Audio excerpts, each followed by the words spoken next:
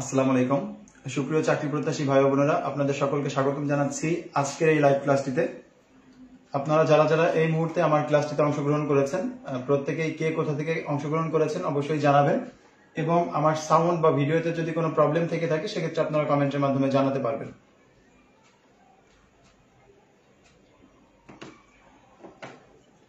আজকে আমরা খুবই গুরুত্বপূর্ণ একটি টপিক জ্যামিতি নিয়ে আলোচনা করব। এর আগেও বেশ কয়েকটি জ্যামিতির উপর আমরা ক্লাস নিয়েছি। আজকে মূলত সংক্ষিপ্ত সাজেশন এবং বেশ কিছু গুরুত্বপূর্ণ অঙ্কের সমাধান করব। টেকনিক্যালি করার চেষ্টা করব যাতে আমাদের হাতে সময়ও কম লাগে, মানে পরীক্ষার হলে গিয়ে আমরা কম সময়ের মধ্যে খুব দ্রুত যাতে অ্যান্সার করতে পারি। তো অল্প কিছুক্ষণের মধ্যে আমি ক্লাসটি শুরু করব। আপনারা যারা যারা সংযুক্ত হয়েছেন বা অংশগ্রহণ করেছেন প্রত্যেকেই ক্লাসটি শেয়ার করে দিবেন, যাতে অন্যান্য স্টুডেন্ট যারা আছে তারাও এই ক্লাসটিতে অংশ নিতে পারে।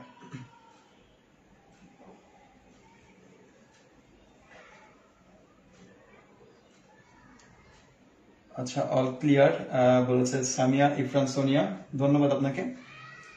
তো আমরা আজকে শুরু করছি। আজকের টপিক হচ্ছে জ্যামিতি। আশা করব আপনারা দ্রুত উত্তর করার চেষ্টা করবেন যারা যারা এই অ্যান্সার গুলো দিতে পারবেন। আর পরবর্তীতে তো অবশ্যই আমি আপনাদেরকে ব্যাখ্যা সহ সমাধান বলে দেব।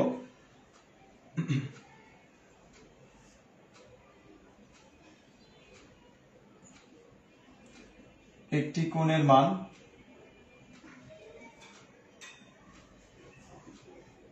তার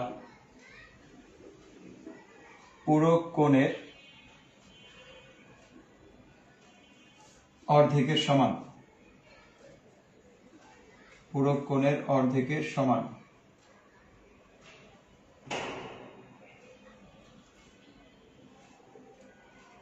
কোণটির মান কত? কোণটির পরিমাপ কত? আপনাদের উদ্দেশ্যে অপশনগুলো দিয়ে দিচ্ছি। 30 ডিগ্রি, 60 ডিগ্রি, 45 ডিগ্রি আর হচ্ছে 90 ডিগ্রি।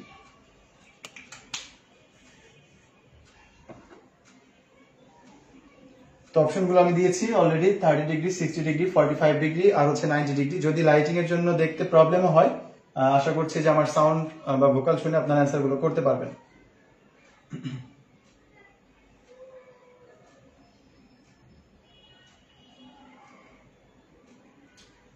আচ্ছা, প্রিলিমিনারির পর রিটেনের ম্যাথ ক্লাস চাই, অবশ্যই আমি চেষ্টা করব আপনাদের দাবি মেটানোর।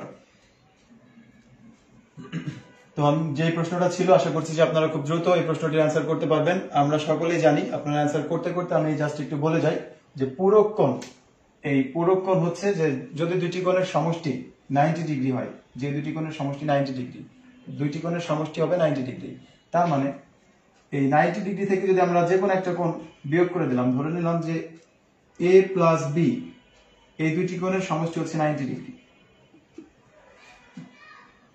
এখন যখন শুধুমাত্র এ কোণ বের করব তখন আমাদের কি করতে হয়? 90 ডিগ্রি মাইনাস বি।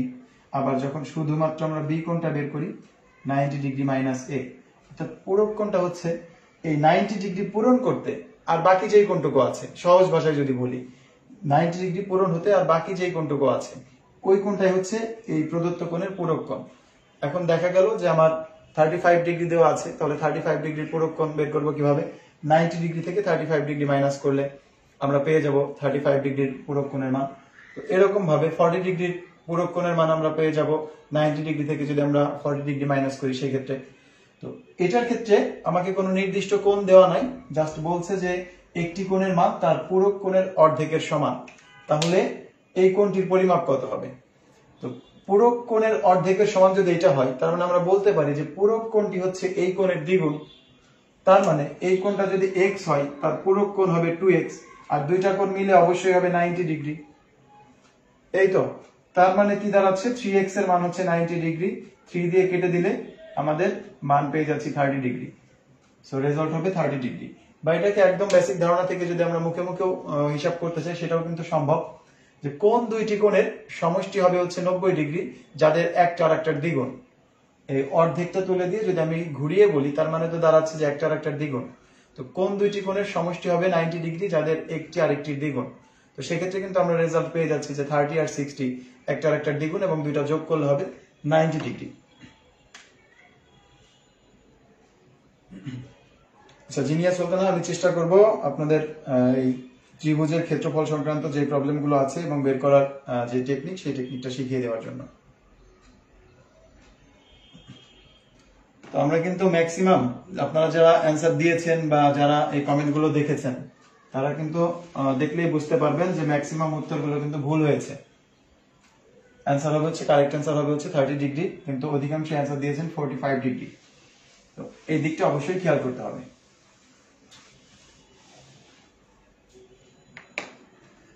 ঠিক আছে, যদি বলা হতো যে দুইটা কোণ মানে আমার 45 ডিগ্রি, তখন হইতো যে আমার একটা কোণ মানে 90 ডিগ্রি আছে সমকোণ, তার অর্ধেক হচ্ছে 45 ডিগ্রি, এটার ক্ষেত্রে বলতে পারতাম 45 ডিগ্রি। বলা হচ্ছে একটা কোণ ওই কোণের পূরক কোণের মানে ওই কোণের পূরক কোণের অর্ধেক, তার মানে পূরক কোণটা কত?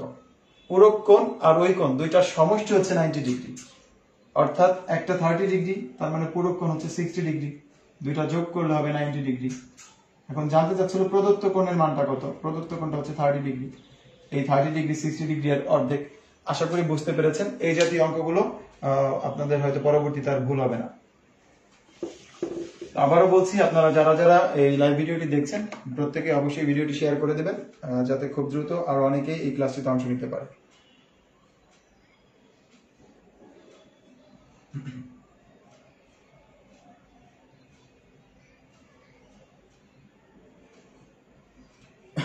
আচ্ছা, আমরা পরবর্তী প্রশ্নে চলে যাচ্ছি।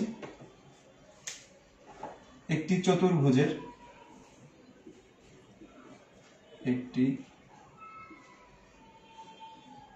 চতুর্ভুজের চারটি কোণের অনুপাত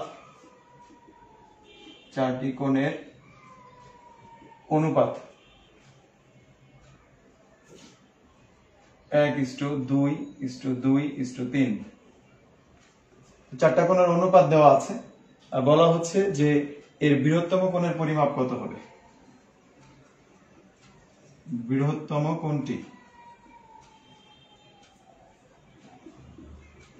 কোণটির মান কত হবে, এটা আমাদের নির্ণয় করতে হবে।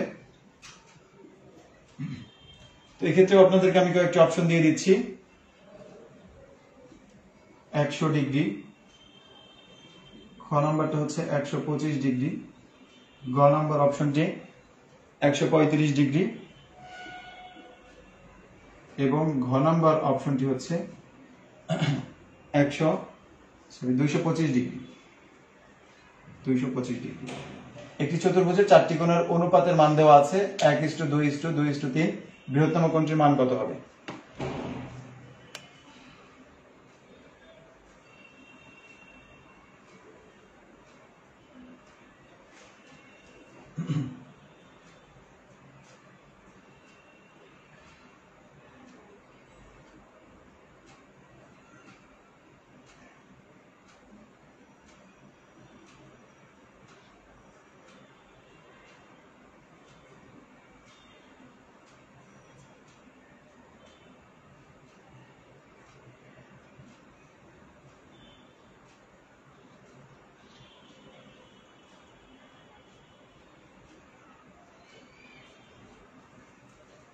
ওকে, দুটো অ্যান্সার আসছে 135 ডিগ্রি, এরপরে অ্যান্সার করেছেন সি। ম্যাক্সিমাম উত্তরগুলো আসছে 135 ডিগ্রি অ্যান্সার করেছেন। তো আমরা জানি যে একটি চতুর্ভুজের চারটি কোণের সমষ্টি হচ্ছে 4 সমকোণ। একটি চতুর্ভুজের 4 কোণের সমষ্টি হবে 4 সমকোণ বা 360 ডিগ্রি। তো এক্ষেত্রে আমাদের এই যে যদি আমাদের অনুপাতগুলো দেওয়া থাকে, তো এটা যে কোনো অনুপাতের অঙ্কে আমরা দেখেছি যে যখন আমাদের সমষ্টি আমরা জানি, এই সমষ্টি থেকে এই অনুপাতের রাশিগুলোর মান করার নিয়ম হচ্ছে এই রাশিগুলোকে আমরা যোগ করে দিব। 1+2+2+3 যোগ করলে পাচ্ছি 2 আর 1 3, 3 আর 2 5, আর 3 যোগ করলে হবে 8। তো 8 দিয়ে যদি আমরা এটাকে ভাগ করে দিই তাহলে পাচ্ছি কত? 4 দিয়ে ভাগ করি, 4 2 8, 4 9 36, থাকে হচ্ছে 0। 2 দিয়ে ভাগ করে দিলে 45 ডিগ্রি। তো এখন আমাদের জানতে চাচ্ছে বৃহত্তম কোণের মান কত। এই 45 দিয়ে 1 এর সাথে গুণ করলে প্রথম কোণের মান পাবো, 2 এর সাথে গুণ করলে দ্বিতীয় কোণ, তৃতীয় কোণের মান পাবো আবার 2 এর সাথে গুণ করলে, আর চতুর্থ কোণ হচ্ছে 3 এর সাথে গুণ করলে। যেই অনুপাতের যেই রাশিটা সব থেকে বড় ওই রাশিকে যদি আমরা গুণ করি তাহলে সব থেকে বড় কোণের মানটা পাচ্ছি। তো এই 45 ডিগ্রিকে 3 দিয়ে গুণ করলে আমরা মান পেয়ে যাবো 135 ডিগ্রি। এটাই হবে রেজাল্ট। এক্ষেত্রে এক্স ওয়াই জেড কোনো কিছু ধরতে হবে না, একদম সরাসরি অনুপাতের সূত্র থেকে আমরা কিন্তু এই জ্যামিতিক প্রশ্নের উত্তর করে দিতে পারবো। ভেরি গুড, অনেকেই অ্যান্সার করেছেন, সঠিক উত্তর হয়েছে, প্রত্যেকের উত্তরটাই সঠিক হয়েছে। এরপর পরবর্তী প্রশ্ন চলে যাচ্ছি।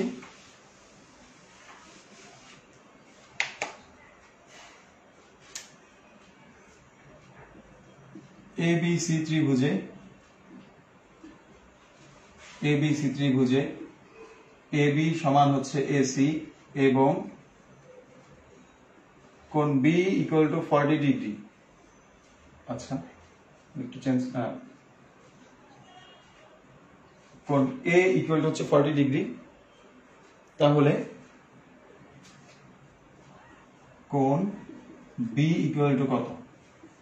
প্রশ্নটা হচ্ছে যে এর মান যদি 40 ডিগ্রি হয় তাহলে কোণ বি এর মান কত হবে, যেখানে ত্রিভুজে এবি ইকুয়াল টু হচ্ছে এসি। আমি এটার জন্য আর অপশন দিচ্ছি না, আশা করছি আপনারা অপশন ছাড়াই অ্যান্সার করতে পারবেন।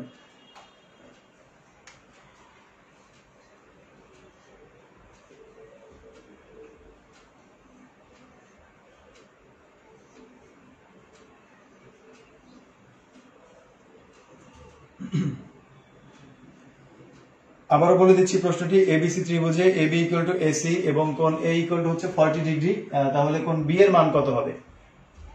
আশা করছি প্রত্যেকে আপনারা অ্যান্সার করতে পারবেন, খুব সহজ একটা প্রশ্ন। সবার আগে অ্যান্সার করেছে হচ্ছে হাসান পান্না, হচ্ছে 60 ডিগ্রি বলেছে, 60 ডিগ্রি। চেষ্টা দেখবো যে পরবর্তীতে আসলে অ্যান্সারটা কতটুকু সঠিক হয়েছে। আচ্ছা, এরপরে 70 ডিগ্রি 3টা অ্যান্সার আসছে, এরপরে আবারও 60 ডিগ্রি অ্যান্সার আসছে। তো যাই হোক, আমি একটু আপনাদেরকে হেল্প করে দিচ্ছি। একটা ত্রিভুজ এবিসি, তার এবি আর এসি দুইটা বাহু সমান, অর্থাৎ এই ত্রিভুজটি একটি সমদ্বিবাহু ত্রিভুজ। আমরা সমদ্বিবাহু ত্রিভুজের ক্ষেত্রে জানি এই বাহু সংলগ্ন কোণ দুইটাও পরস্পর সমান হবে। অর্থাৎ যদি আমি আপনাদেরকে একটু এঁকে দেখানোর চেষ্টা করি, এই এবিসি ত্রিভুজে এবি আর এসি এই দুইটা বাহু যেহেতু সমান, তার মানে এই দুইটা বাহু সংলগ্ন এই কোণ দুইটার মান সমান হবে। এখন ত্রিভুজের 3 কোণের সমষ্টি হচ্ছে 180 ডিগ্রি। ত্রিভুজের 3 কোণের সমষ্টি 180 ডিগ্রি হলে একটা কোণের মান দেওয়া আছে 40 ডিগ্রি, বাকি দুইটা কোণ হবে এই 40 ডিগ্রি মাইনাস করে দিলে 140 ডিগ্রি, বাকি দুইটা কোণ হবে হচ্ছে 140 ডিগ্রি, মানে বাকি দুইটা কোণের সমষ্টি। এখন এই দুইটা কোণ যেহেতু সমান, তার মানে এই প্রত্যেকটা কোণের পরিমাপ কত হবে, এটাকে যদি আমি 2 দিয়ে ভাগ করে দিই 70 ডিগ্রি, অর্থাৎ এটাও 70 ডিগ্রি, এটাও হবে 70 ডিগ্রি, 70 আর 70 যোগ করলে হবে 140, আর হচ্ছে 40 ডিগ্রি। তো এই ক্ষেত্রে আমাদের শুধুমাত্র কোণ বি এর মানটা জানতে যাচ্ছে, বি এর মান হবে 70 ডিগ্রি। কোণ সি এর মান জানতে চাইলে সেটাও হতো আমাদের 70 ডিগ্রি। আশা করি বুঝতে পেরেছেন। কয়েকটি অ্যান্সার আপনাদের ভুল হয়েছে, তাছাড়া অনেক প্রত্যেকের অ্যান্সারটা সঠিক আসছে। আমি তারপরে একটু বলে দিচ্ছি যারা সঠিক উত্তর দিয়েছেন। সুমাইয়া খাতুন, তাহেরা ফেরদৌস, প্রকাশ দাস, এরপর ফয়সাল আহমেদ তুষার, ইয়াসমিন জিনিয়া সুলতানা, সামিয়া ইফরান সোনিয়া, ফারুক হুসাইন, প্রার্থনা রয়, এরপর এমডি নাফিস ফুয়াদ, আয়েশা সিদ্দিকা, আশা, হাসান পান্না, দিলরুবা বনি, আবু সাইদ, তাহমিনা খাতুন, আর হচ্ছে মৌসিয়া জামান, মিথিলা। এই কয়েকটি অ্যান্সার সঠিক হয়েছে আপনাদের। ঠিক আছে, আমরা পরবর্তী প্রশ্নে চলে যাচ্ছি তাহলে। আশা করছি এর পরবর্তী প্রশ্নটা আপনারা প্রত্যেকেই সঠিক উত্তর দিতে পারবেন।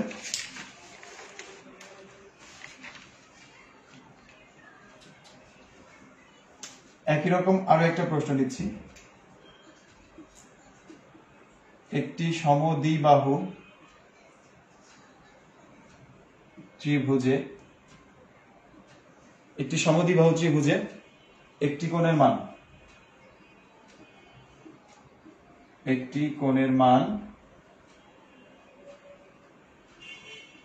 94 ডিগ্রি হলে অপর একটি কোণের মান হবে, অপর যে কোনো একটি কোণের মানের কথা বলা হচ্ছে, অপর একটি কোণের মান হবে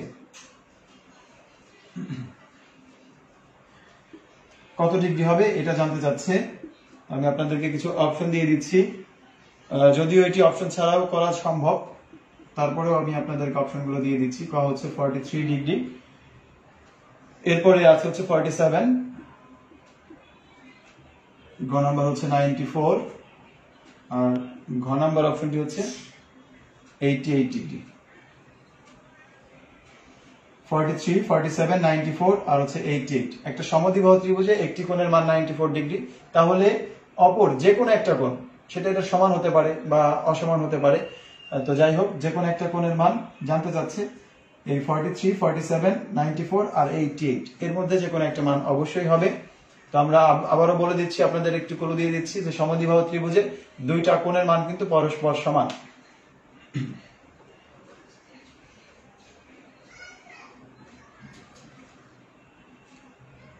আচ্ছা, অনেকেই 43 ডিগ্রি অ্যান্সার দিয়েছেন। সাইফ হাসান রনি, নাফিস ফুয়াদ, তাহেরা, ফেরদৌস শাপলা, প্রকাশ দাস, ফারুক হোসেন, প্রার্থনা রয়, তাহমিনা খাতুন সহ অনেকেই অ্যান্সার করেছেন হচ্ছে 43 ডিগ্রি।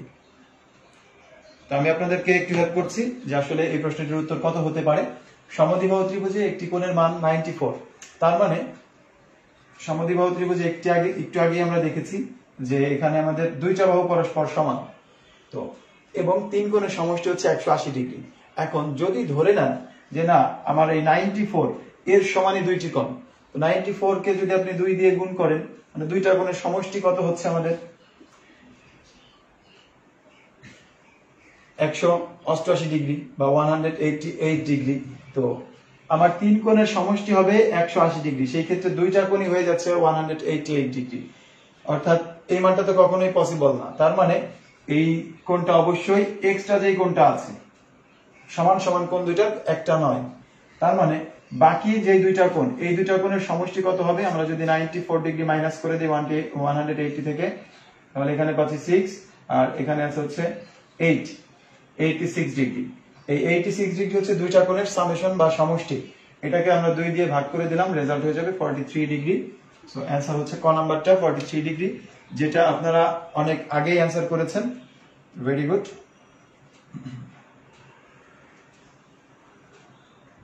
বিনা পারভিন, নিলয় নীল, মনি আজম, তারপরে হচ্ছে Anthony Hansman, BK Mir Hasan, Ilias Hussain, Zinat, Asma Akhi সহ আরো অনেকেই অ্যান্সার করেছেন, সঠিক উত্তর দিয়েছেন, এখানে আমার ভুল হয়নি কারো।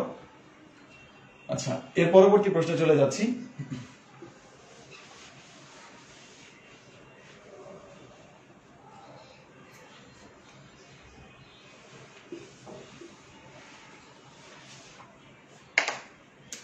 একটি সমকোণী ত্রিভুজে সূক্ষ্ম কোণ দুইটির মধ্যে কোণদ্বয়ের মধ্যে পার্থক্য 6 ডিগ্রি হলে, বলা হচ্ছে যে একটা সমকোণী ত্রিভুজে দুইটা সূক্ষ্মকোণের মধ্যে পার্থক্য হচ্ছে 6 ডিগ্রি। তো অ্যান্সার জানতে চাচ্ছে ক্ষুদ্রতম কোণের মান কত? ক্ষুদ্রতম কোণের মান কত হবে? এটাকে আর অপশন দিচ্ছি না আপনাদেরকে, অপশন ছাড়াই আশা করছি যে আপনারা উত্তর দিতে পারবেন।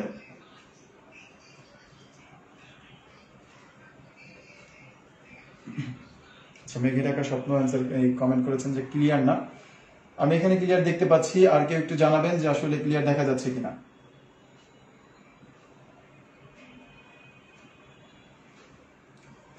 আরো দু একজন একটু কনফার্ম করবেন যে এখানে দেখা যাচ্ছে কিনা, বোর্ড ক্লিয়ার দেখতে পাচ্ছেন কিনা।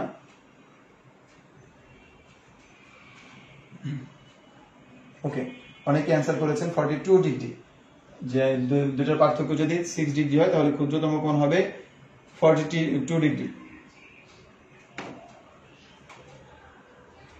ওকে, thank you. Sara Jabin answer করেছেন হচ্ছে ক্লিয়ার আছে, ঠিক আছে। তাহলে একটি সমকোণী ত্রিভুজের সূক্ষ্মকোণদ্বয়ের মধ্যে পার্থক্য 6 ডিগ্রি হলে ক্ষুদ্রতম কোণের মান কত? আমরা জানি যে সমকোণী ত্রিভুজের একটা কোণ হচ্ছে 90 ডিগ্রি, তার মানে অপর দুইটা কোণ মিলে হবে 90 ডিগ্রি। এখন বলা হয়েছে যে দুইটা কোণের মধ্যে পার্থক্য হচ্ছে 6 ডিগ্রি, তাহলে ক্ষুদ্রতম কোণের মানটা কত, এই মানটা জানতে যাচ্ছে। পার্থক্য যেহেতু 6 ডিগ্রি আছে, আমি যদি এটার থেকে 6 ডিগ্রি বিয়োগ করে 2 দিয়ে ভাগ করে দিই, আমার মনে হয় সঠিক উত্তরটি চলে আসবে। 84, এই 84 কে 2 দিয়ে ভাগ করলে মান আসবে হচ্ছে 42 ডিগ্রি। এটা হচ্ছে ক্ষুদ্রতম কোণ। আর যদি বৃহত্তম কোণের মান চাই, সেক্ষেত্রে এর সাথে 6 ডিগ্রি যোগ করে দিলেও পাচ্ছি আমরা, আবার আমরা 90 ডিগ্রির সাথে 6 ডিগ্রি প্লাস করে 2 দিয়ে ভাগ করে দিলেও মান পেয়ে যাব 48 ডিগ্রি। আশা করি বুঝতে পেরেছেন। তো এভাবে খুব সহজে কিন্তু আমরা এই মানগুলো বের করতে পারি।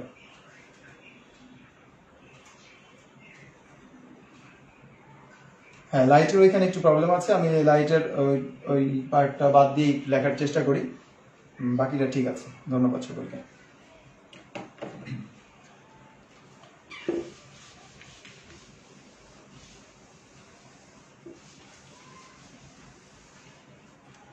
এর পরবর্তীতে আমরা নেক্সট কোশ্চেনে চলে যাচ্ছি। একটি বৃত্তস্থ চতুর্ভুজ, বৃত্তস্থ চতুর্ভুজের একটি কোণ 90 ডিগ্রি হলে তার বিপরীত কোণের মান কত? একটা বৃত্তস্থ চতুর্ভুজের একটা কোণের পরিমাপ হচ্ছে 90 ডিগ্রি, তাহলে বলা হচ্ছে যে তার বিপরীত কোণের মান কত হবে। আশা করছি এই প্রশ্নটা আপনারা অপশন ছাড়াই উত্তর করতে পারবেন। আমি একটু দেখে নিচ্ছি, আমার মনে হয় যে এই প্রশ্নটা অ্যান্সার করতে কয়েক সেকেন্ডের সময়ের প্রয়োজন। আপনারা ওই কয়েক সেকেন্ডের মধ্যেই সেই অ্যান্সারটি করবেন অবশ্যই।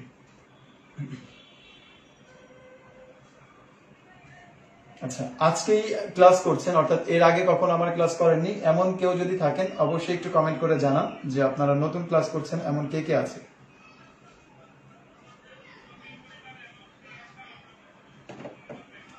ভেরি গুড, 90 ডিগ্রি অনেকে অ্যান্সার করেছেন, চমৎকার। তো এই যে একটা বিষয়, বৃত্তস্থ চতুর্ভুজ, আমরা জানি যে বৃত্তস্থ চতুর্ভুজের বিপরীত দুইটি কোণের সমষ্টি 2 সমকোণ। বৃত্তস্থ চতুর্ভুজের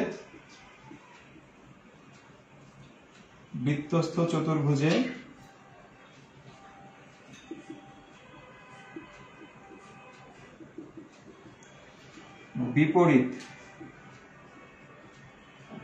কোণদ্বয়ের সমষ্টি হচ্ছে 2 সমকোণ। অনেক ক্ষেত্রে এরকমও থাকতে পারে, কোণদ্বয় হচ্ছে সম্পূরক। যে নিচের ক্ষেত্রে কোনটি সঠিক, এই জন্য জাস্ট আমার এই লাইনটা লেখা যে বিপরীত কোণদ্বয় কি হবে, পরস্পর সম্পূরক। সম্পূরকের অর্থ আমরা জানি যে ওই দুটা কোণের সমষ্টি হবে 180 ডিগ্রি। ওকে, তো এই সম্পূরক হয়তো আমরা অনেকে পড়ি নাই, যার কারণে যদি প্রশ্ন এরকম চলে আসে, ভুল হওয়ার একটা সম্ভাবনা থাকতে পারে। এই জন্য জাস্ট বলে দেওয়া যে 2 সমকোণ আর সম্পূরক, এই বিষয়টা কিন্তু একই।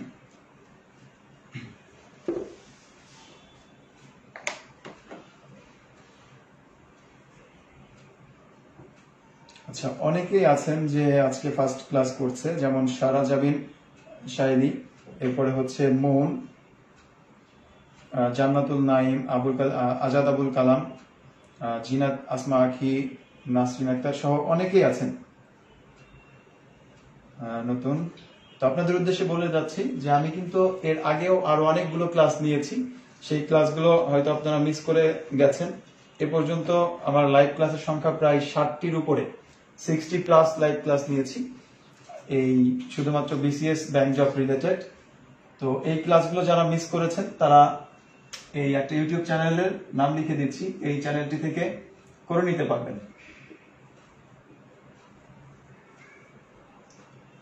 অনলাইন স্টাডি রুম, এখান থেকে ক্লাসগুলো করে নিতে পারবেন। এবং এই 41তম বিসিএস প্রিলিমিনারি পরীক্ষাকে সামনে রেখে আজকে দিয়ে 5টি বিশেষ লাইভ ক্লাস নিচ্ছি। এই লাইভ ক্লাসগুলো মানসিক দক্ষতা এবং গাণিতিক যুক্তি রিলেটেড, শুধুমাত্র সংক্ষিপ্ত সাজেশন এবং ইম্পর্টেন্ট টপিকের উপরে আমরা এই ক্লাসগুলো নিয়েছি, যেখানে আমি বেশ কিছু টেকনিকও দেখিয়েছি। আপনারা চাইলে সেই ক্লাসগুলো করে নিতে পারবেন চ্যানেলটিতে গিয়ে।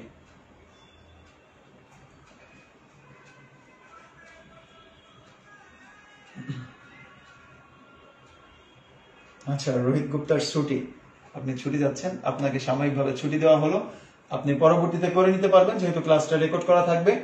তো আপনার ব্যস্ততা থাকলে আপাতত ক্লাসটি টাইমলাইনে শেয়ার করে রেখে দিন, আপনি পরবর্তীতে করে নিতে পারছেন। তো যাই হোক, একটি বৃত্তস্থ চতুর্ভুজে একটা কোণ 90 ডিগ্রি হলে যেহেতু এই বিপরীত কোণদ্বয়ের সমষ্টি হবে 180 ডিগ্রি, 180 ডিগ্রি থেকে 90 ডিগ্রি মাইনাস করলে রেজাল্ট হয়ে যাচ্ছে 90 ডিগ্রি।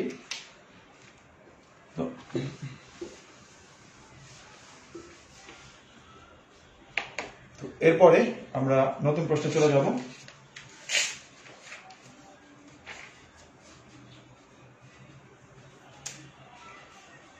ত্রিভুজ এ বি সি এ, কোণ এ ইকুয়াল টু হচ্ছে 40 ডিগ্রি, কোণ বি ইকুয়াল টু 70 ডিগ্রি। বলা হচ্ছে যে ত্রিভুজ এবিসি কি ধরনের, ত্রিভুজ, কি ধরনের। অর্থাৎ আমরা জানি যে বিভিন্ন প্রকারের ত্রিভুজ রয়েছে, সমবাহু, সমদ্বিবাহু, বিষমবাহু, সমকোণী, সূক্ষ্মকোণী, স্থূলকোণী। তো এই যে প্রকার ভেদগুলো আছে, এদের মধ্যে কোন টাইপের হবে এই ত্রিভুজটা, যার শুধুমাত্র দুইটা কোণের পরিমাপ দেওয়া আছে। এই কোণের পরিমাপ দুইটা থেকে আপনাকে বিশ্লেষণ করে বের করতে হবে যে এই ত্রিভুজের প্রকৃতিটা কোন ধরনের। এটা কি সমবাহু বা সমদ্বিবাহু, নাকি বিষমবাহু, না সমকোণী। আমি অপশন দেই নাই যেহেতু যে কোনো একটা হতে পারে এর মধ্যে, বা সমকোণী হতে পারে, সূক্ষ্মকোণী হতে পারে, স্থূলকোণী হতে পারে। এর যে কোনোটা আপনার যেটা মনে হবে যে এটা অ্যান্সার হতে পারে, আপনি সেটাই উত্তর দিতে পারেন।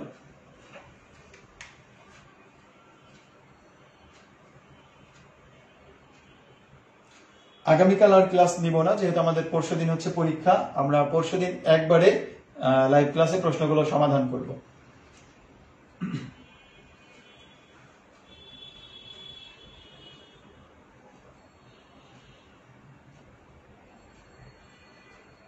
আচ্ছা, মাহিদুল ইসলাম স্যার একটু যদি করান, কি করাবো আমি বুঝতে পারিনি, আপনি একটু পরিষ্কার করে আবার একটু কমেন্ট করবেন।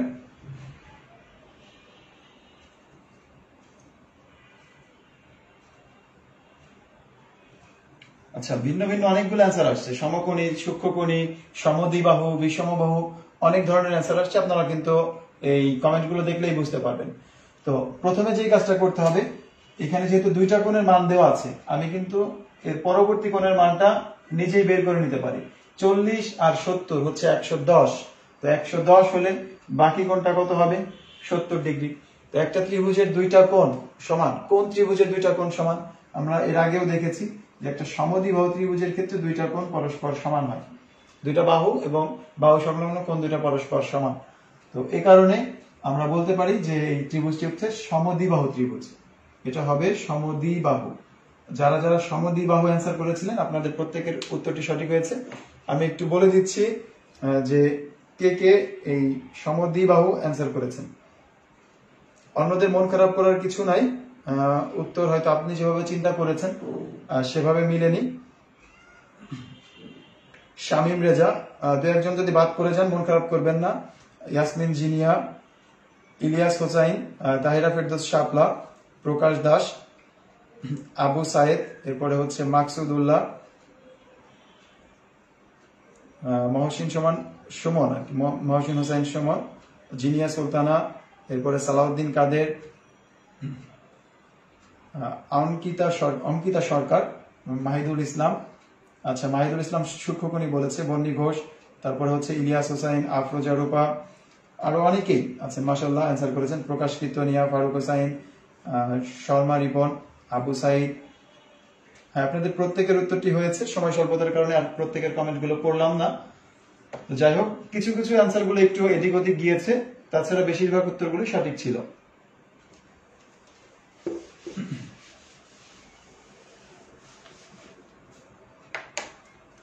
এরপরে নিচের কোন ক্ষেত্রে একটি ত্রিভুজ অঙ্কন সম্ভব, বা একটা ত্রিভুজ অঙ্কন করা যাবে, তো নিচে এখানে আমি অপশনগুলো দিয়ে দিচ্ছি। কয়েকটা বাহুর দৈর্ঘ্য দেওয়া আছে।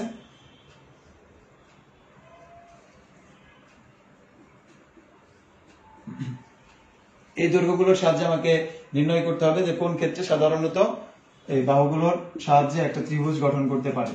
এটা প্রথম অপশনটা আছে 6, 7, 11, এরপরে আছে হচ্ছে 3, 8, 8, এরপরে আছে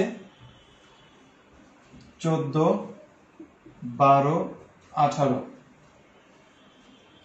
আচ্ছা, এখানে প্রশ্নটা হচ্ছে করা যাবে না, নিচের কোন ক্ষেত্রে একটা ত্রিভুজ অঙ্কন করা যাবে না? 6, 7, 11, 3, 8, 8, 14, 12, 18, আর একটা আছে হচ্ছে 20, 8, 13। তো এটার ক্ষেত্রে কোন ক্ষেত্রে একটা ত্রিভুজ অঙ্কন করা যাবে না?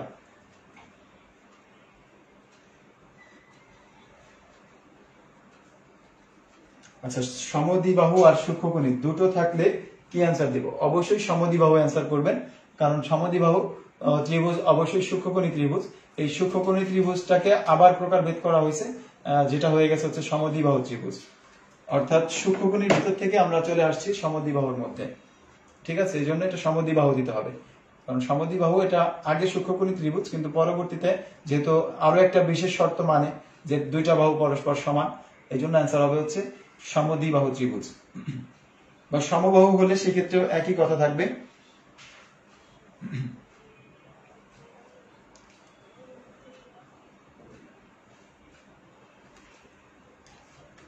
ওকে, অনেকে অ্যান্সার করেছেন, বি নাম্বারটা অ্যান্সার করেছেন যে একটা অ্যান্সার করছে হচ্ছে 3, 8, 8।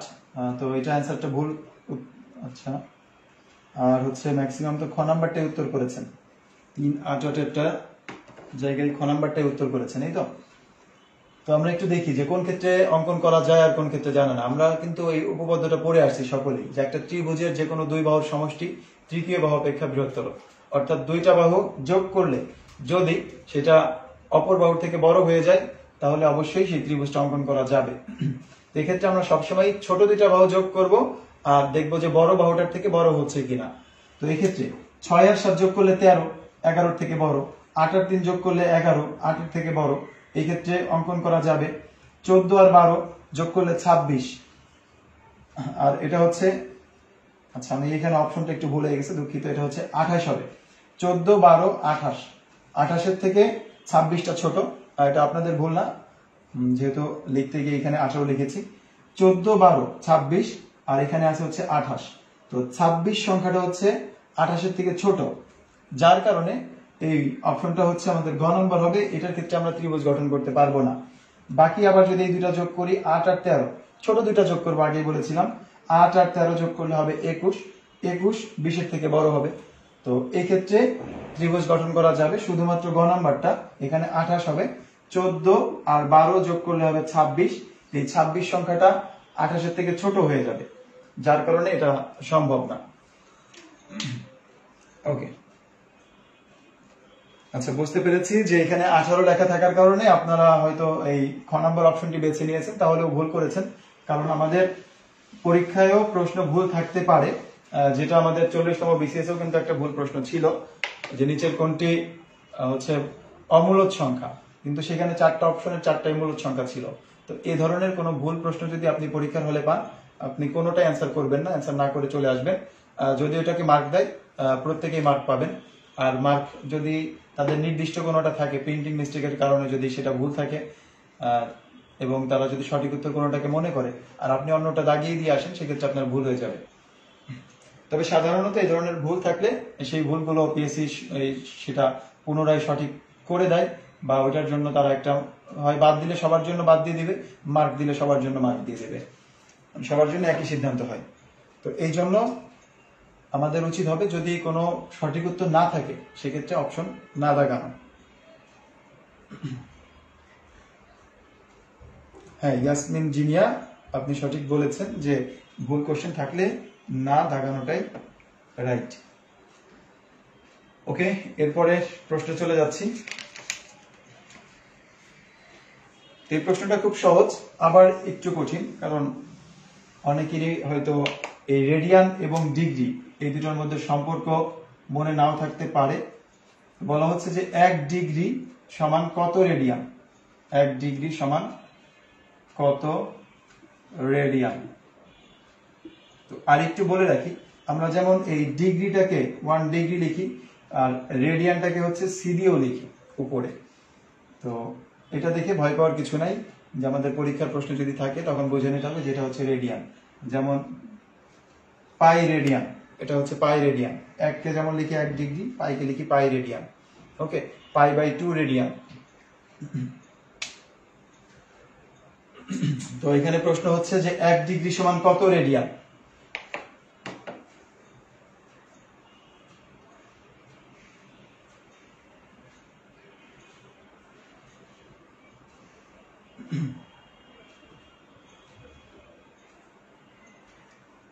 একটা অ্যান্সার হচ্ছে π/180 রেডিয়ান। π/180 রেডিয়ান। এটা আমরা যদি কারো মনে না থাকে, দেখেন এভাবে কিন্তু খুব সহজে মনে রাখতে পারেন যে 180 ডিগ্রি সমান পাই। এটা তো জানেন 180 ডিগ্রি সমান হচ্ছে পাই রেডিয়ান, বা 90 ডিগ্রি সমান হচ্ছে π/2 রেডিয়ান। এগুলা কিন্তু হয়তো আশা করছি যে আপনারা জানেন, এই দুইটার যে কোনো একটা অন্তত জানেন। তো সেক্ষেত্রে 1 ডিগ্রি সমান কত হবে? যদি 180 ডিগ্রি সমান পাই হয়, 1 ডিগ্রি সমান হবে π/180 রেডিয়ান।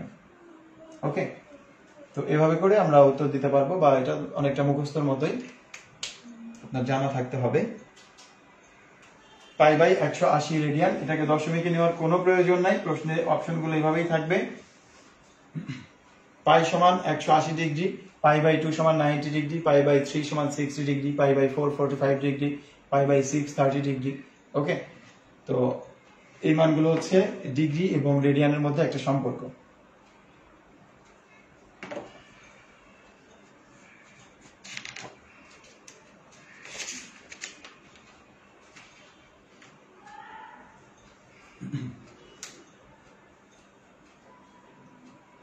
সমকোণী ত্রিভুজের বাহুগুলোর অনুপাত, সমকোণী ত্রিভুজের বাহুগুলোর অনুপাত কোনটি? আমি 4টা অপশন দিয়ে দিচ্ছি আপনাদেরকে। 6 4 3,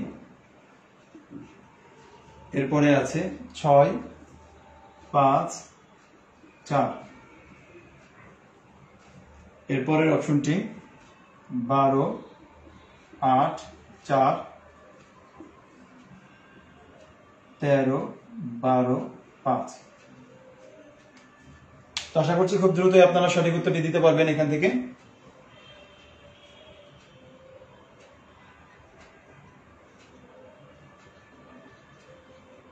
স্যার একটু এই সম্পর্কে বলেন। কি সম্পর্কে বলবো অঙ্কিতা সরকার, একটু ক্লিয়ার করে বলবেন, আমি চেষ্টা করব আপনার সমাধান দেওয়ার জন্য।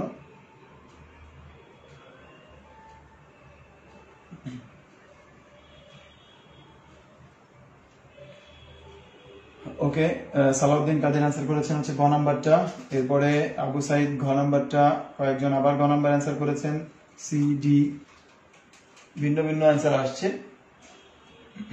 তো যাই হোক, আমরা জানি যে সমকোণী ত্রিভুজের ক্ষেত্রে এই অতিভুজ স্কয়ার সমান হচ্ছে লম্ব স্কয়ার প্লাস ভূমি স্কয়ার, এবং সমকোণী ত্রিভুজের সব থেকে বৃহত্তম বাহুটি হচ্ছে অতিভুজ। তার মানে এখানে যে বড় বাহুর মানটা থাকবে সেটাকে আমরা অতিভুজ বিবেচনা করব, আর বাকি দুইটা হচ্ছে লম্ব আর ভূমি। তো লম্ব আর ভূমির বর্গের যোগফল অবশ্যই হবে হচ্ছে আমাদের এই অতিভুজের বর্গের সমান, এটা পিথাগোরাসের উপপাদ্য অনুসারে। তো এখানে যদি আমরা 6 6 36 আর এটাকে স্কয়ার করি, 4 4 16, 3 3 9, 16 আর 9 যোগ করলে হবে 25, এটা হচ্ছে না। 5 5 25 আর 4 4 16, 25 আর 16 যোগ করলে 36 হবে না। 8 8 64 আর হচ্ছে 4 4 16, 64 আর 16 যোগ করলে হবে 80, 12 12 হচ্ছে 144, এটা সমান হচ্ছে না। অপশন বাকি থাকলো আর একটা। 13 কে বর্গ করলে হয় হচ্ছে 169, 12 কে বর্গ করলে হবে 144, আর 5 কে বর্গ করলে 25। তো এই দুইটা যোগ করলে এই ফলাফলটা 169 এর সমান। তো সঠিক উত্তর হবে ঘ নাম্বারটি। অনেকেই এই সঠিক উত্তরটি দিতে পেরেছেন।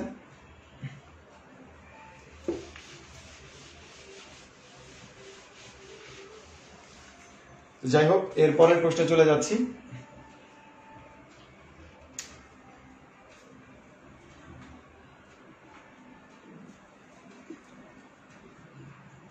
তেরো সেন্টিমিটার ব্যাসার্ধ বিশিষ্ট 13 সেন্টিমিটার ব্যাসার্ধ বিশিষ্ট বৃত্তের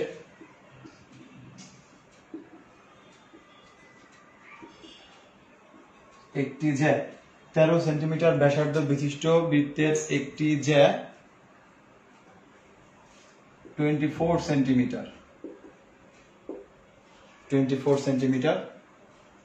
জানতে চাওয়া হচ্ছে ওই বৃত্তের কেন্দ্র থেকে জ্যায়ের উপর কেন্দ্র থেকে জ্যায়ের দূরত্ব কত।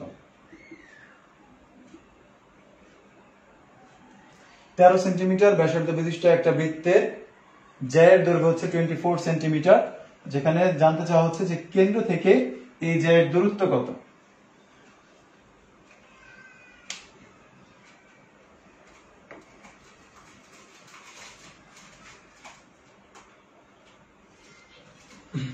ইয়াসমিন জিনিয়া কমেন্ট করেছেন, স্যার দোয়া করবেন যেন আপনার পড়ানোর টেকনিক থেকে কিছু অ্যাপ্লাই করতে পারি।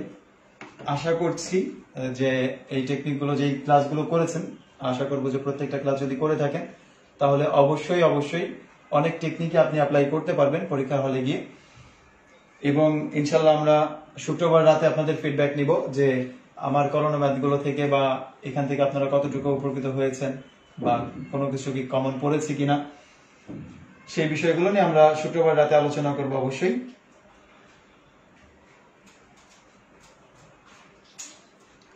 আচ্ছা, এখানে অ্যান্সার করেছে অনেকে 5 সেন্টিমিটার। তো এই যে একটা প্রশ্ন যে একটা বৃত্তের কেন্দ্র থেকে ওই জ্যায়ের দূরত্ব কত, এটা ধরে নিলাম একটা বৃত্তের জ্যা, এই যে জ্যাটা দেওয়া আছে এটা হচ্ছে 24 সেন্টিমিটার।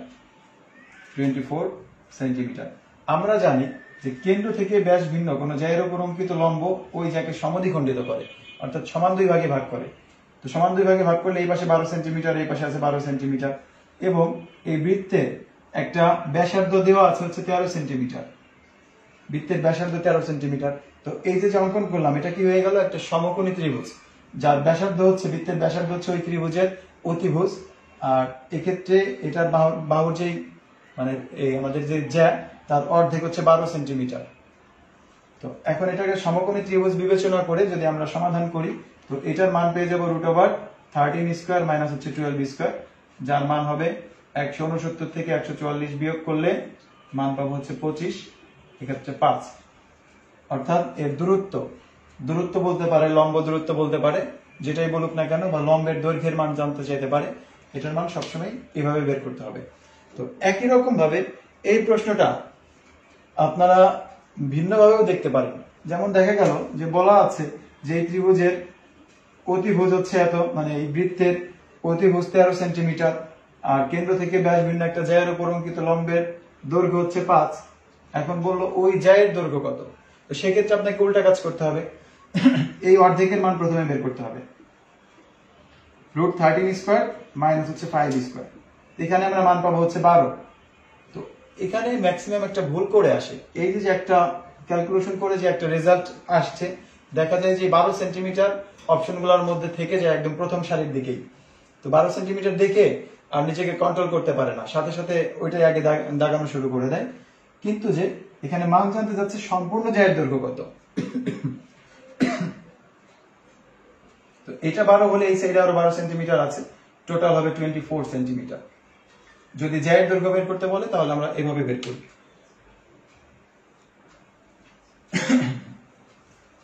আচ্ছা, রেডিয়ান সম্পর্কে জানতে চাচ্ছিলেন। রেডিয়ান সম্পর্কে হচ্ছে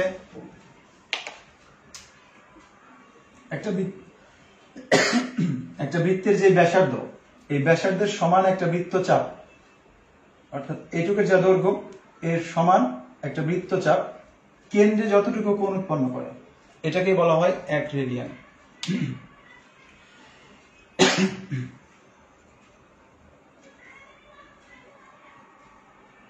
আচ্ছা,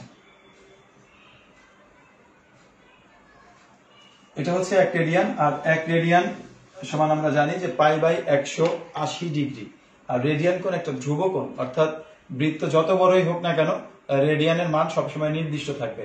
এই 1 রেডিয়ান, এটা বড় বৃত্ত হোক বা ছোট বৃত্ত হোক, সবার জন্যই কত হবে, 1 ডিগ্রি সমান হচ্ছে π/180 রেডিয়ান, আর 1 রেডিয়ান সমান হচ্ছে 180/π ডিগ্রি। 1 ডিগ্রি সমান হবে এত রেডিয়ান, π/180, আর 1 রেডিয়ান সমান হবে এর উল্টাটা, 180/π।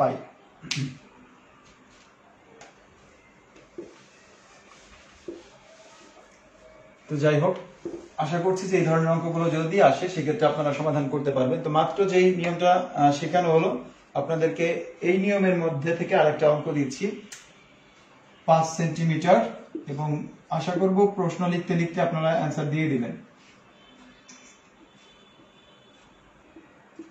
5 সেন্টিমিটার ব্যাসার্ধ বিশিষ্ট একটি বৃত্তের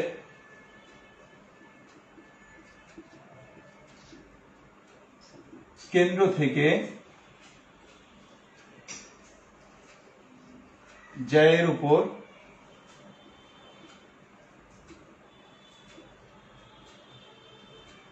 অঙ্কিত লম্বের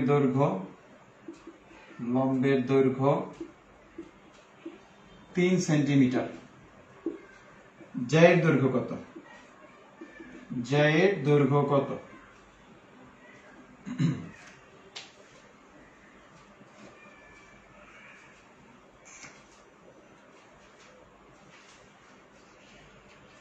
হ্যাঁ, সুমন ভাই বলছিলেন যে আপনার একটা ভুল হয়েছিল লাস্ট বার না দেখে করার জন্য।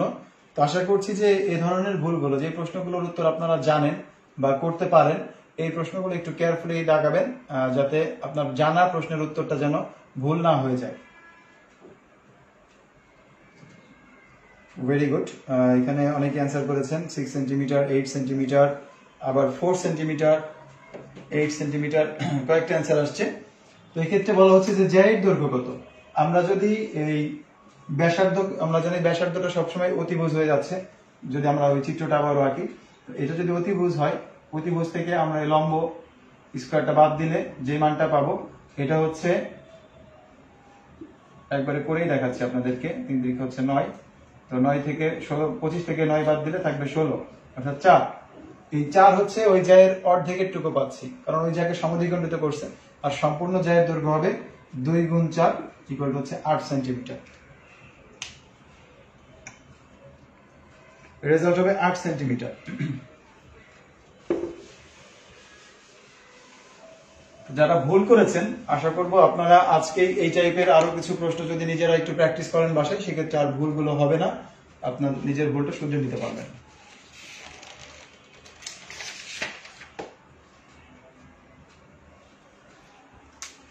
তো এরপরে চলে যাচ্ছি যে বৃত্তের ক্ষেত্রফল রিলেটেড কিছু প্রশ্ন। বৃত্তের ব্যাস 3 গুণ করলে ক্ষেত্রফল কত গুণ বৃদ্ধি পাবে? কত গুণ বৃদ্ধি পাবে? একটা বৃত্তের ব্যাস যদি আমরা 3 গুণ বৃদ্ধি করি তাহলে ক্ষেত্রফল কত গুণ বৃদ্ধি পাবে? এটা খুব কমন একটা প্রশ্ন।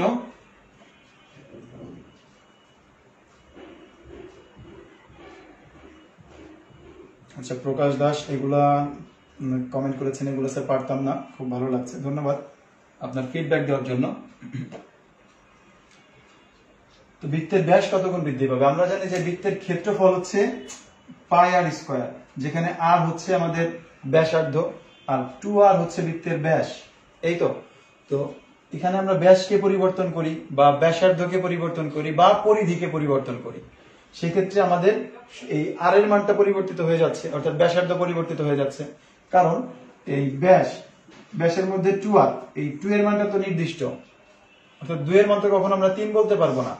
এখানে শুধুমাত্র পরিবর্তনীয় আছে হচ্ছে আর, মানে ব্যাসার্ধটা পরিবর্তন হতে পারে, 2 নির্দিষ্ট। আমরা যখন পরিধির মান হিসাব করি 2 পাই আর, এখানে 2 এর মান নির্দিষ্ট, পাই এর মান নির্দিষ্ট, পরিবর্তন করা যায় শুধুমাত্র আর কে, ব্যাসার্ধটা পরিবর্তন করলে এর মানের পরিবর্তন হয়। তাছাড়া 2 এর মান আর পাই এর মান এটা কখনোই পরিবর্তনীয় নয়। তো এই জাতীয় অঙ্কগুলোর ক্ষেত্রে আমরা ব্যাসকে বৃদ্ধি করি বা ব্যাসার্ধকে বৃদ্ধি করি বা পরিধিকে বৃদ্ধি করি, যাকেই বৃদ্ধি করি না কেন ক্ষেত্রফল কি হয়ে যাবে? যেহেতু আমরা স্কয়ার করতেছি, তার মানে যত গুণ বৃদ্ধি করবো ততকে স্কয়ার করে দেব। 3 গুণ বৃদ্ধি করলে 3 কে স্কয়ার করলে এটা 9 গুণ হয়ে যাবে, দ্বিগুণ করলে 4 গুণ, 4 গুণ করলে 16 গুণ হয়ে যাবে ক্ষেত্রফল। আশা করি বুঝতে পেরেছেন। এটা শুধুমাত্র ব্যাসের জন্য না, ব্যাস, ব্যাসার্ধ এবং পরিধি কোনো হিসাব করার দরকার নাই। পরীক্ষার হলে যদি এরকম কোনো প্রশ্ন পান যে বৃত্তের ব্যাস বৃদ্ধি করা হয়েছে, বৃত্তের ব্যাসার্ধ এত গুণ বৃদ্ধি করা হয়েছে, বা বৃত্তের এই পরিধি এত গুণ বৃদ্ধি করা হয়েছে, তার মানে ওই মানটাকে স্কয়ার করে তত গুণ ক্ষেত্রফল বৃদ্ধি পাবে। আচ্ছা, নিচে লিখবো, এর পরের অঙ্কগুলো থেকে নিচে লিখবো।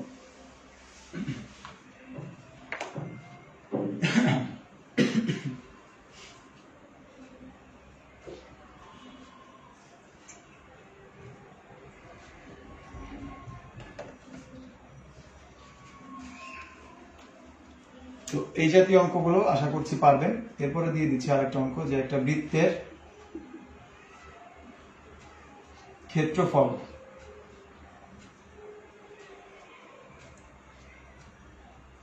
ষোলো বর্গ মিটার। আচ্ছা, আবারও সেই উপরে লিখলাম, নিচে লিখে দিচ্ছি আমি। একটি বৃত্তের ক্ষেত্রফল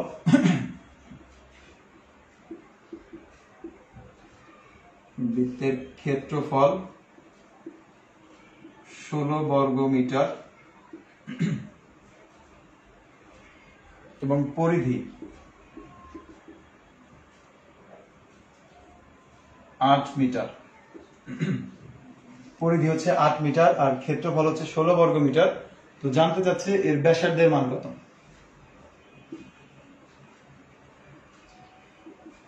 ব্যাসার্ধ সমান কত?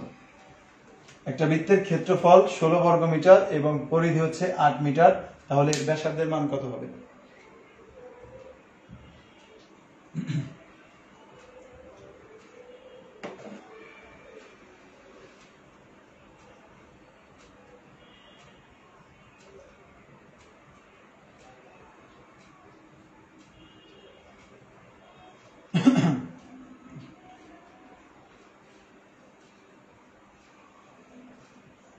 খুব দ্রুত একটু অ্যান্সার করার চেষ্টা করবেন, তাহলে আমরা পরবর্তী প্রশ্নে চলে যেতে পারবো।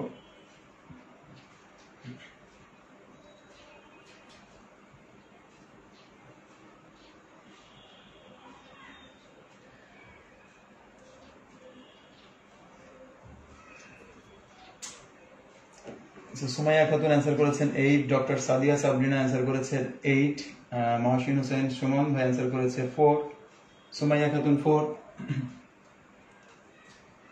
তো যাই হোক, আমরা একটু এইটার সমাধানটা দেখি, যে 16 বর্গ মিটার আর পরিধি হচ্ছে 8 মিটার, তাহলে ব্যাসার্ধের মান কত হবে?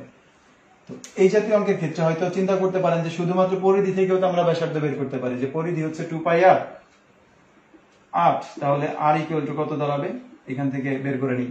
তো এই ভুলটা এখানে করা যাবে না, যেহেতু আমাদের এখানে দুইটা শর্ত দিয়েছে, আমরা এই দুইটা শর্ত অ্যাপ্লাই করে এরপরে অ্যান্সার করব। বৃত্তের ক্ষেত্রফল হচ্ছে পাই আর স্কয়ার, এটার মান 16, আর বৃত্তের পরিধি হচ্ছে 2 পাই আর, এর মান বলছে 8। এখন একটা দিয়ে যদি আরেকটাকে আমরা ভাগ করে দিই, এই পাই আর স্কয়ার বৃত্তের ক্ষেত্রফলকে পরিধি দিয়ে ভাগ করে দিলাম, তাহলে কি পাচ্ছি? এই পাই পাই কেটে যাবে, এই 8 দিয়ে আর স্কয়ারকে কাটলে উপরে একটা 8 থাকবে, 8 দিয়ে 16কে কাটলে এখানে একটা 2 থাকবে, 8 দুগুণা 16, তাহলে আর এর মান কত দাঁড়াচ্ছে? 2 গুণ 2 সমান হচ্ছে 4 মিটার, অর্থাৎ ব্যাসার্ধ হবে 4 মিটার। হ্যাঁ, যারা 4 মিটার অ্যান্সার করেছেন প্রত্যেকের অ্যান্সারটা হয়েছে।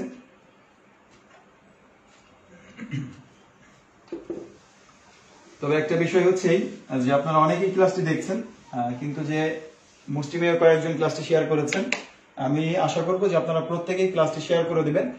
তাতে আমি যে উদ্দেশ্যে ক্লাসটি নিচ্ছি, অর্থাৎ আপনাদের কিছুটা উপকার করার জন্য, তো এই উদ্দেশ্যটা যাতে আরো ব্যাপকভাবে সফল হতে পারে, সেটার জন্য আপনাদের সহযোগিতা অবশ্যই প্রয়োজন। তো এই কারণে আপনারা অবশ্যই ক্লাসটি শেয়ার করে দিবেন, যেহেতু এই সহযোগিতা করলে আপনার এখানে কোনো ক্ষতি হচ্ছে না, জাস্ট একটা শেয়ার করে দিবেন, এই একটা ক্লিক করলেই হয়ে যাচ্ছে। তো সেক্ষেত্রে আমার মনে হয় যে আপনারা প্রত্যেকেই ক্লাসটি একটু শেয়ার করে দিন, তাতে আরো অনেকেই ক্লাসটি অংশগ্রহণ করতে পারবে, ক্লাসটি বা পরবর্তীতে দেখে নিতে পারবে, ক্লাসটি যেহেতু শেয়ার করা থাকবে ফেসবুকে। আচ্ছা, একটা কমেন্ট করেছেন যে আরেকবার যদি একটু দেখাইতাম, অবশ্যই দেখাচ্ছি, যে ক্ষেত্রফল পাই আর স্কয়ার, এর মান হচ্ছে 16। একটা বৃত্তের ক্ষেত্রফলের সূত্র আমরা জানি পাই আর স্কয়ার, যার মান দেওয়া আছে 16। আবার একটা বৃত্তের পরিধির সূত্র জানি হচ্ছে 2 পাই আর, এটার মান দেওয়া আছে হচ্ছে 8। এখন এই ক্ষেত্রফলকে আমরা পরিধি দিয়ে ভাগ করে দিব, তাহলে লেফট হ্যান্ড সাইডকে লেফট হ্যান্ড সাইড দিয়ে ভাগ করলাম, রাইট সাইডকে রাইট হ্যান্ড সাইড দিয়ে ভাগ করলাম। ভাগ করলে এই পাই আর পাই কেটে যাবে, 8 দিয়ে আর স্কয়ারকে কাটলে 8 থাকবে, তাহলে থাকবে r ভাগ 2, আর এখানে 8 দিয়ে 16 কে কেটে দিলে থাকবে হচ্ছে 2। তার মানে r এর মান 2 দুগুণ হচ্ছে 4। রেজাল্ট হবে 4 মিটার। আশা করছি বুঝতে পেরেছেন। মাহিদুল ইসলাম ভাই, আপনি গরিব বলে আপনার কমেন্ট অনেকবার পড়েছি আমি, মন খারাপ করার কিছু নাই।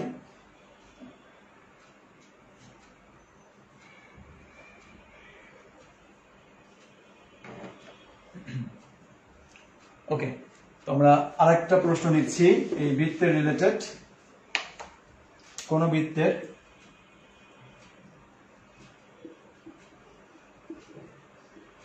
ব্যাসার্ধ 20% হ্রাস করলে, কোন বৃত্তের ব্যাসার্ধ যদি আমরা 20% হ্রাস করি তাহলে ওই বৃত্তের ক্ষেত্রফল, আচ্ছা এখানে লাইটের প্রবলেম হতে পারে, আমি আরেকটু নিচে লিখছি। বৃত্তের ব্যাসার্ধ 20% হ্রাস করলে ক্ষেত্রফল শতকরা কত হ্রাস পাবে? কত হ্রাস পাবে? একটা বৃত্তের ব্যাসার্ধ যদি 20% হ্রাস পায় তাহলে ক্ষেত্রফল শতকরা কত হ্রাস পাবে? আচ্ছা, এটার আমি খুব সহজ একটা টেকনিক আপনাদেরকে দেখিয়ে দিব।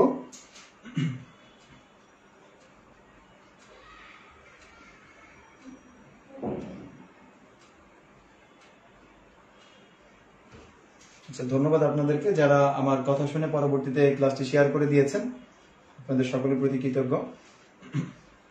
আচ্ছা, আরিফ হুসাইন জানতে চাচ্ছিলেন যে পরিধি বের করা। পরিধি বের করার সূত্র হচ্ছে 2πr, পরিধির সূত্র 2πr, আর বৃত্তের ক্ষেত্রফল হচ্ছে πr স্কয়ার।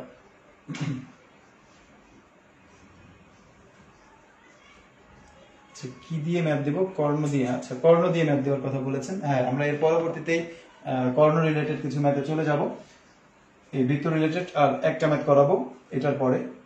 বৃত্তের ব্যাসার্ধ 20% হ্রাস করলে, এবং আমি কিন্তু চেষ্টা করছি যে প্রত্যেকটা অঙ্কে, একটা অঙ্কের সাথে কিন্তু আরেকটা অঙ্কের মিল পাচ্ছেন খুব কম, হয়তো হঠাৎ একটার জায়গায় যে প্রশ্নটা নতুন শিখতে পাচ্ছেন এইটাকে আর একটা দিচ্ছি আপনাদেরকে প্র্যাকটিস করার জন্য। তাছাড়া প্রত্যেকটা টপিক ভিন্ন ভিন্ন রাখার চেষ্টা করেছি যাতে আমরা সবগুলো একটু টাচ করে যেতে পারি।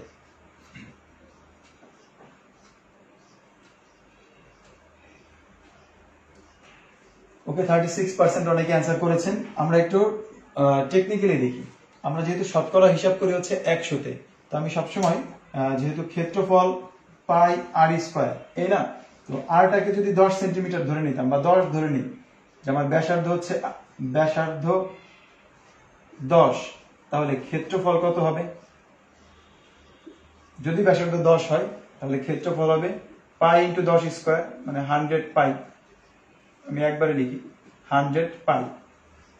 এখন ব্যাসার্ধকে যদি আমি 20% হ্রাস করি, তো 10-এর থেকে 100 থেকে 20% হ্রাস করা মানে হচ্ছে 100 থেকে 20 কমে যায়, আর 10-এর থেকে 20% হ্রাস করা মানে 2 কমে যাবে, হবে হচ্ছে 8। তো তখন এর ক্ষেত্রফল হবে কত?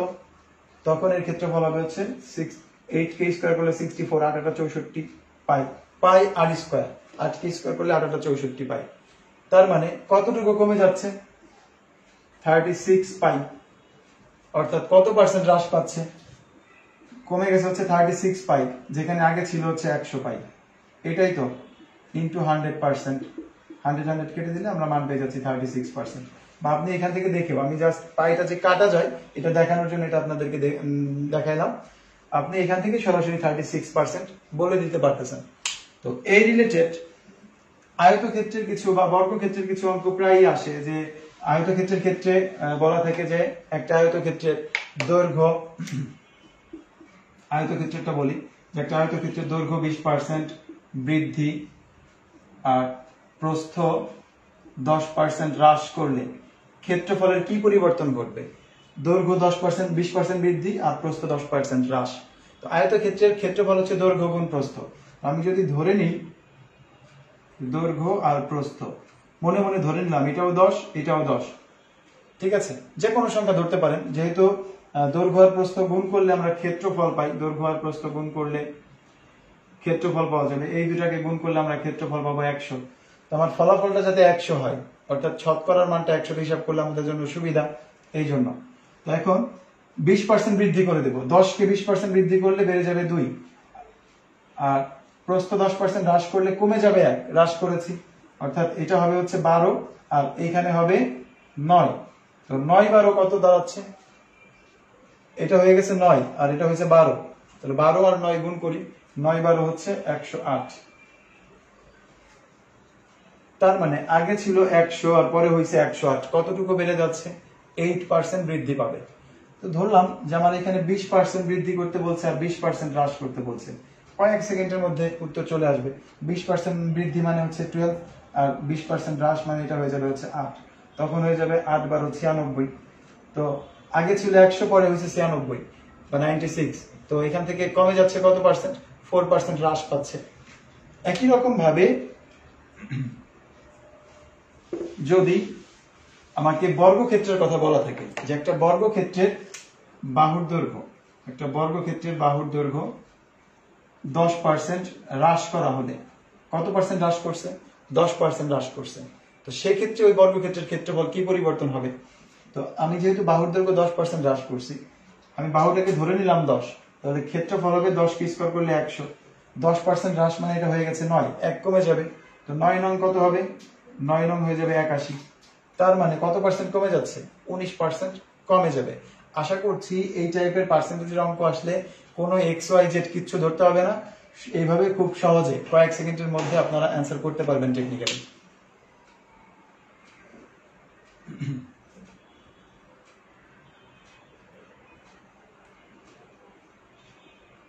আচ্ছা জিনাত আসমা আখি আপু, আমি আরো কয়েকটা বুঝিয়েছি, এরপরে যদি প্রবলেম থাকে কাইন্ডলি একটু কমেন্ট করে জানান, আমি চেষ্টা করব হয়তো সমস্যা থাকলে সমাধান করে দেওয়ার জন্য।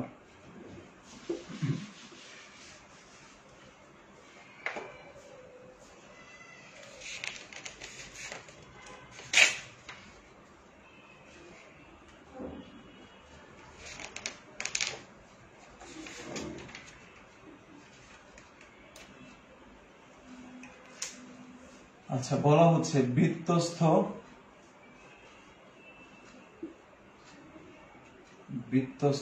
সামান্তরিক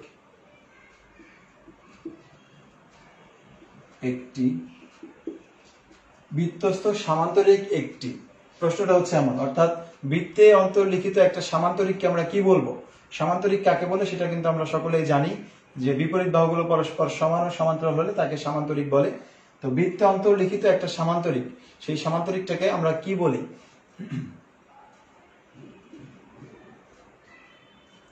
ট্রাপিজিয়াম,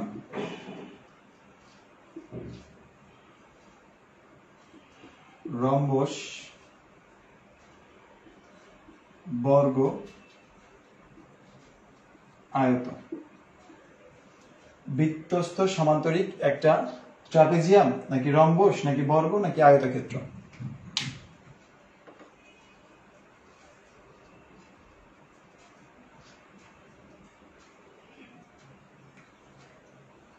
আচ্ছা সাইদ মাহমুদ বলেছেন যে বৃত্তেরটা আরেকবার একটু বলতে বলেছেন। আচ্ছা আমি বলে দিচ্ছি। মাহিদুল ইসলাম বলেছেন যে 100 কিভাবে হলো স্যার? সব ক্ষেত্রে কি 10 ধরবো? হ্যাঁ, প্রত্যেকটা ক্ষেত্রে আমরা 10 ধরবো, যেটাকে আমরা দৈর্ঘ্যকেও 10 ধরলাম, প্রস্থকেও 10 ধরলাম, 10 গুণ 10 100 হয়ে গেল। স্কয়ারের ক্ষেত্রেও আমরা 10ই ধরবো।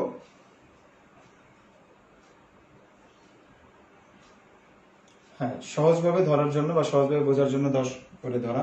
বৃত্তের ব্যাস 3 গুণ বৃদ্ধি পেলে ক্ষেত্রফল 9 গুণ বৃদ্ধি পাবে। আরিফ হোসাইন প্রশ্ন করেছেন যে বৃত্তের ব্যাস 3 গুণ, শুধুমাত্র ব্যাস না, আমি প্রথমেই বলে গেছি, আপনি হয়তো মিস করেছেন। বৃত্তের ব্যাস বা বৃত্তের ব্যাসার্ধ অথবা বৃত্তের পরিধি, যেটাই আপনি 3 গুণ বৃদ্ধি করেন না কেন, আপনার ক্ষেত্রফল 9 গুণ বেড়ে যাবে, অর্থাৎ ওটাকে স্কয়ার করে দিতে হবে। হ্যাঁ, এটা সব ক্ষেত্রে ধরতে পারেন যদি ক্ষেত্রফলের প্রসঙ্গ থাকে, যে কত পার্সেন্ট বৃদ্ধি পাবে বা কত পার্সেন্ট হ্রাস পাবে।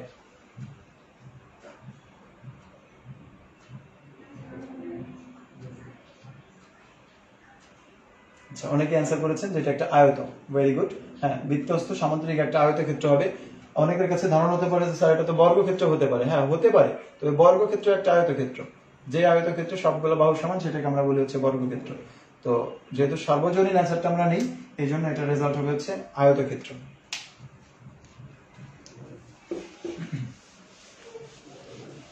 তো যাই হোক, আপনারা যেহেতু আগের প্রশ্নটা আরেকবার একটু জানতে চাচ্ছিলেন যে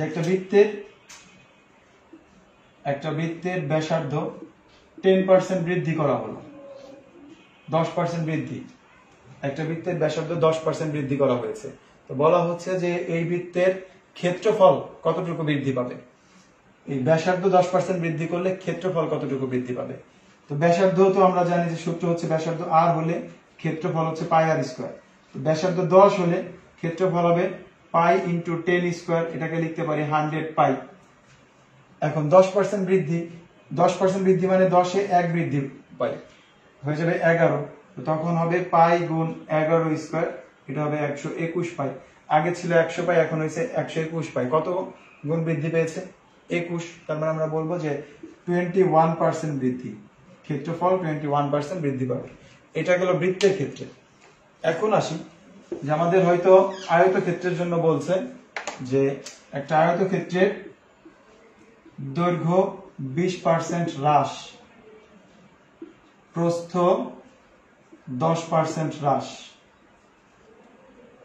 দৈর্ঘ্য 20% হ্রাস করা হয়েছে, প্রস্থ 10% হ্রাস করা হয়েছে। সামগ্রিকভাবে ক্ষেত্রফল কতটুকু হ্রাস পাবে? তো দৈর্ঘ্যকে ধরে নিছি 10, প্রস্থকে ধরে নিছি 10, ক্ষেত্রফল 100।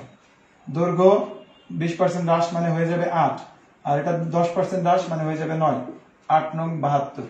তাহলে আমাদের টোটাল হ্রাস পাবে কত? এখানে 28%। এই যে এটা মাইনাস করলে পেয়ে যাচ্ছি 28% হ্রাস পাবে। ওকে, সাইদ মাহমুদ অ্যান্সার করেছেন যে got it sir, thank you, welcome. তো এই যে বিষয়গুলো আমার মনে হয় যে এগুলো যদি পরীক্ষায় আসে আপনারা কিন্তু খুব সহজে এই প্রশ্নগুলো অ্যান্সার করতে পারবেন। তো যেটা অনেকক্ষণ ধরে একটা প্রশ্ন ছিল যে আমাদের কর্ণ নিয়ে কিছু যদি একটা দেখাই, তো হ্যাঁ কর্ণ নিয়ে একটা বলে দিচ্ছি। একটি বর্গের কর্ণের দৈর্ঘ্য 4√2, ক্ষেত্রফল কত? ক্ষেত্রফল কত হবে? বর্গের কর্ণের দৈর্ঘ্য 4√2, ক্ষেত্রফলের মান কত? তো আমরা জানি যে বর্গের কর্ণের দৈর্ঘ্য, এটা সূত্র আছে, এটা সূত্র হচ্ছে √2a, মানে √2 ইন্টু বাহুর দৈর্ঘ্য, √2 ইন্টু বাহুর দৈর্ঘ্য। তো এখানে যেহেতু 4√2 আছে, তো √2 ইন্টু 4 লিখতে পারি, অর্থাৎ বাহুর দৈর্ঘ্য হচ্ছে 4, বাহুর দৈর্ঘ্য 4 হলে ক্ষেত্রফল হবে 4 স্কয়ার, তার মানে 16। খুব সহজে প্রশ্ন দেখেই উত্তর দিয়ে দেওয়া যাচ্ছে। তো এরকম ভাবে যে কোনো মান পরিবর্তন থাকতে পারে, √2 যে থাকবে তা না। তো সেক্ষেত্রে যদি √2 পরিবর্তে অন্য কিছু থাকে, সেক্ষেত্রে আপনি এখানে লিখে নেবেন যে একটা বর্গের কর্ণের দৈর্ঘ্য ধরে নিলাম 20, তাহলে √2a সমান 20, a সমান কত দাঁড়াবে? √2 ভাগ 20। তাহলে a স্কয়ারের মান কত দাঁড়াবে? এটাকে বর্গ করলে মান পেয়ে যাবেন, 20 কে বর্গ করলে হবে 400, আর এখানে 2 কেটে দিলে 200, রেজাল্ট হবে তখন 200।